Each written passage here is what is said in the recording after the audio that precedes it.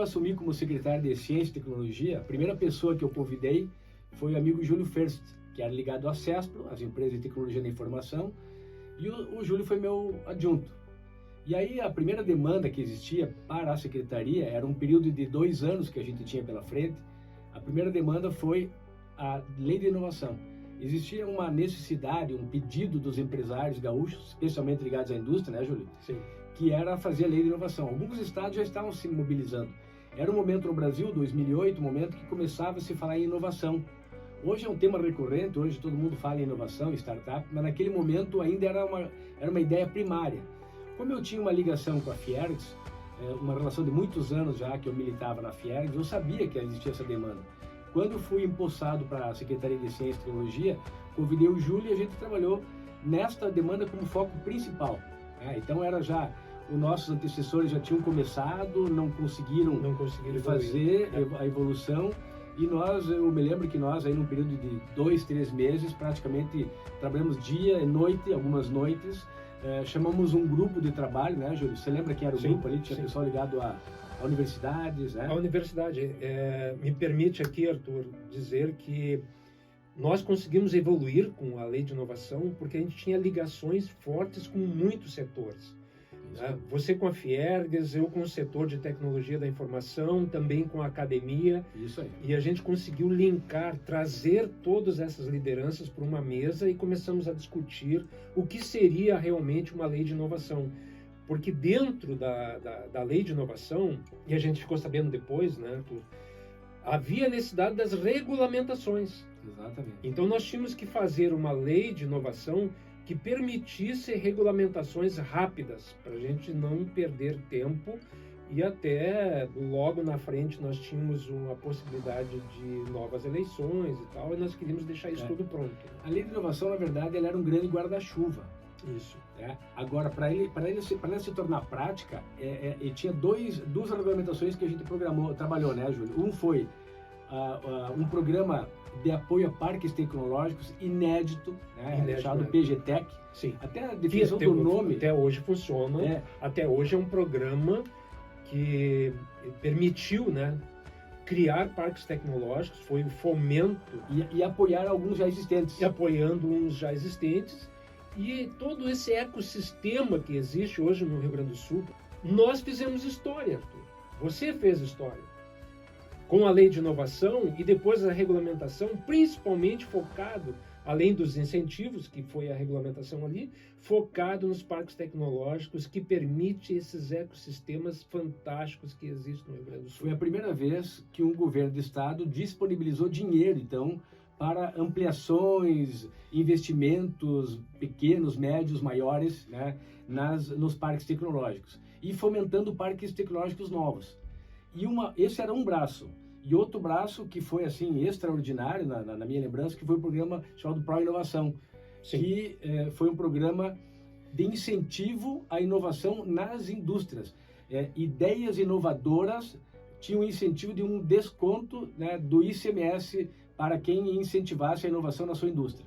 E aí se constituiu até uma tabela de pontuação aonde as empresas que ganhariam esse desconto, e houve uma quantidade de empresas, né, que ganharam esse desconto efetivamente, pelo fato de estarem investindo na inovação. Então eu me lembro que aquela tabela constava ali pontuações quanto à contratação de mestres, doutores, pesquisadores, né, para realizar a inovação.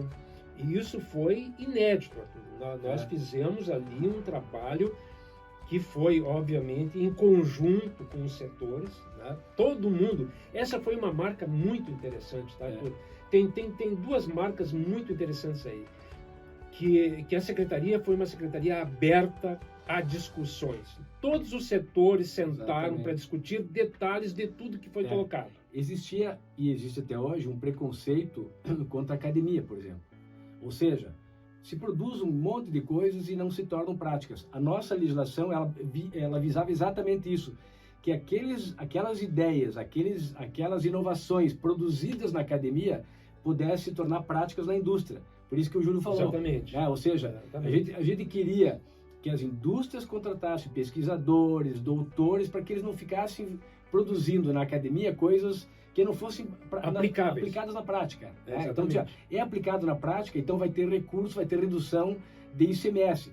Como dizia nosso amigo Ricardo Felizola, é um apoio na veia, né? A inovação direto na veia. Direto na veia, porque existiu o Fundopem, e existe até hoje o Fundopem, que ele é uma postergação de pagamento, é o financiamento do pagamento do ICMS. O Pró-Inovação não era ele era desconto. Ele era um mesmo. desconto. Então, se você inovasse X% da tua empresa, tu teria X% de desconto. E isso atraía muitas indústrias. Então, foi um programa pioneiro. Nós fomos muito felizes assim na realização por alguns anos. Logicamente, depois mudou o governo, mudou a ótica, mudou a forma, mas aquele momento para mim foi marcante porque nós tínhamos, no caso com a governadora Ieda, um compromisso de fazer a lei de inovação. Nós fizemos ela, Júlio, em 2, 3 meses. Depois nós costuramos... Com aprovação, assim, unânime da Assembleia.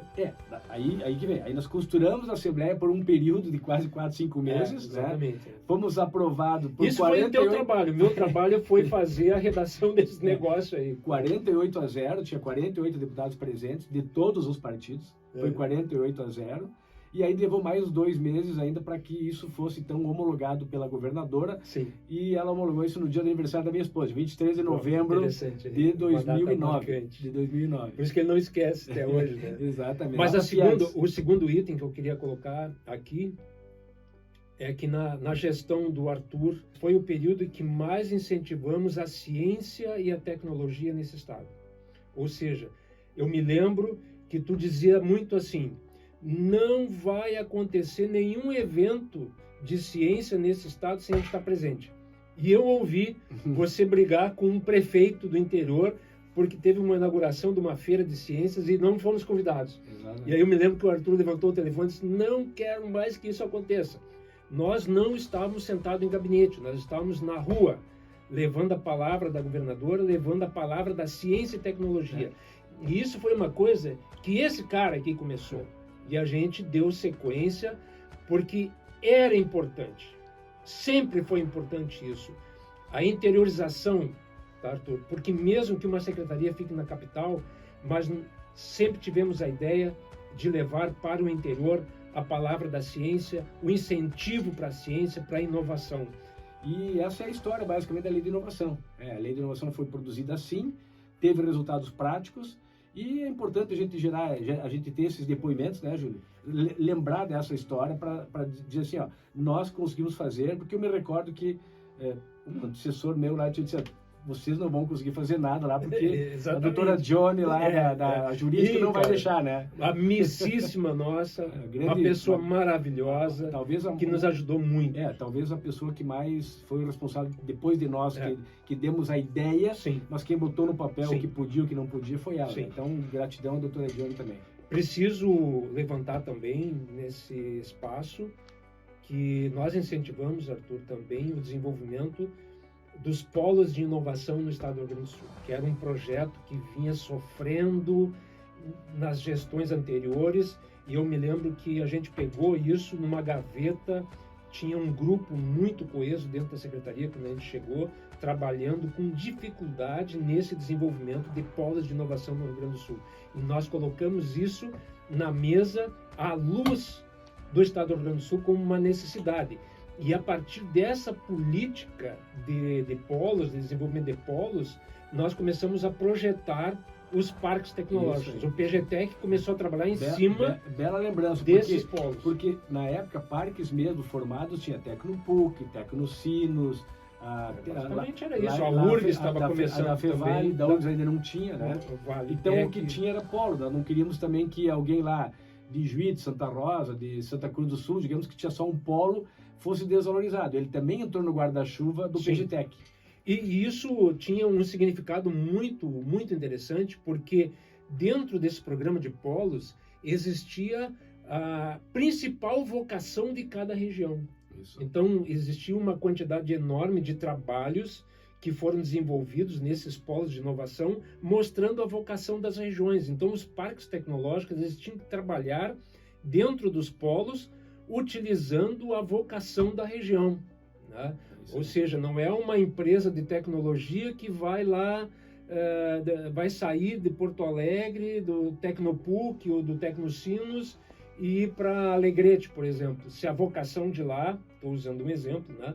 Obviamente, se a vocação deles lá é uma outra vocação. Então, a ideia era do parque desenvolver a inovação, fomentar o desenvolvimento do empreendedorismo e a atração de empresas de acordo com a vocação dessa região. Exatamente. Isso era a visão que a gente tinha de Estado. Tá? Então, basicamente, essa é a história da Lei de Inovação. E eu vou concluir dizendo o seguinte, Júlio, se me permite.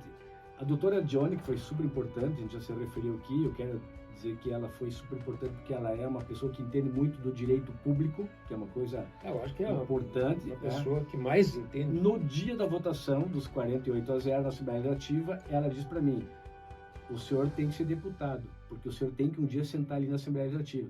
Então eu quero dizer para vocês que eu estou trabalhando nesse sentido para resgatar essas histórias e poder ser deputado e trabalhar isso na Assembleia Legislativa, liderando um processo também de inovação, de tecnologia no Parlamento. E eu apoio totalmente essa figura maravilhosa que é o Arthur Lores, porque a gente fez história, fez ciência e fez tecnologia nesse estado. E marcou época, marcamos o desenvolvimento. E isso precisa ter continuidade. E a gente apoia e aposta que ele vai continuar fazendo isso e nós estaremos juntos.